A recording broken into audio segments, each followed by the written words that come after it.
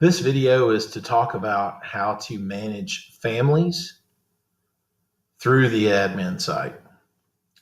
First thing that we're taking a look at right here is the family list page. And so this is going to show you a list of all the families, the number that they're assigned, their name and address, which area they're in. So either at this point we have the Dawsonville area and the Forsyth area, the number of calculated miles that they are from where the delivery location is, how many people they have in their household, and then if they have been reserved to a particular volunteer or not, and then also whether or not they're active. By default, all the active families are going to show up.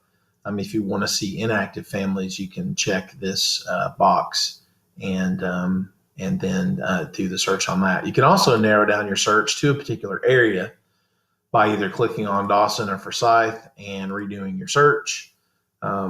Also, if you're searching for a particular family, you can search for a particular family by either entering their ID in the search box or entering their name in the search box and clicking search. So let's go in here and take a look at one of these existing families. So on the detail page for the family, there are several things here. You can select the letter that is associated with the family. So we have all of the A through Z defined for both Dawson and Forsyth. And then the number that is associated with that letter. And so that's what ends up forming the K-1 in this case. Their address, city, state, and zip. And then once you have this information in, or if you change the address information, or if you're adding a new family and you want to put the information in for the address information in for a new family, then you can come over here to the right and click this map lookup button, and that is going to calculate the latitude and longitude, which are going to be used to form the map.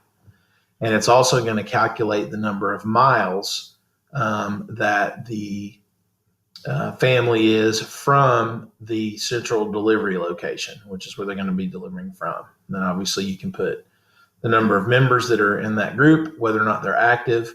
And then if you also want to make some notes here, you can absolutely make some notes. If there are any families that have been reserved for this particular volunteer, you'll see those listed down here at the bottom. And if you want to manage the volunteers that are reserved for this particular family, you can do that over here by clicking on the reserve button. So let's click on the reserve button. And that is going to take us over to a page where we can select our volunteers. And so in this case, you'll see that that person is assigned already to somebody. And then if you want to unselect this person, you can just uncheck here and click save. Or if you want to find somebody else to assign this to, you can just put their information up here in the search, or if you know their ID or any other information about them to kind of narrow your search, you can do that and click the search bar. And then that's going to find everybody who has any information that's associated with Jones, such as a last name or an address or whatever it may be, if you happen to be looking for somebody else to do that. So anyway, you would just check the person that you want to quote unquote permanently assign to this family, and then you would just click the save button. Since that person's already said I won't do that, once you hit the save button, then it will save the change that you've made, and then it will list that person here, and it will take you back to this screen. One other important flag that's right here is called Map Center. And so if you add some new families or if some addresses change, what you can do is go in as just a regular volunteer and go to the map. In this case, it would be for Forsyth.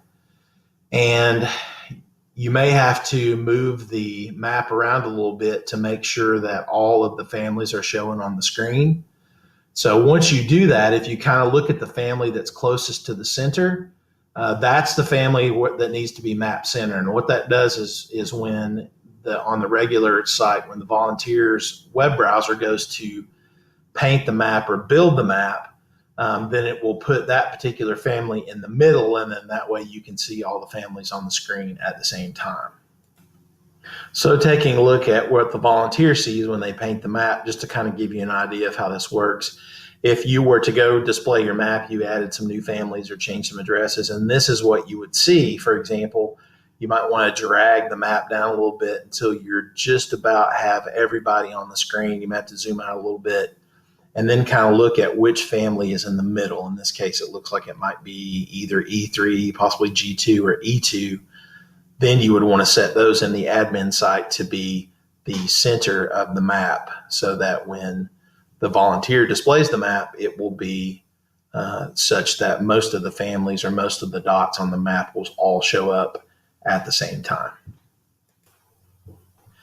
Generally, we don't want to delete a family unless they've never been assigned to anyone. If you have a family that's no longer being serviced, what you can do is just click this checkbox here off and save, and that will make that family inactive so that they won't show up for future families to select.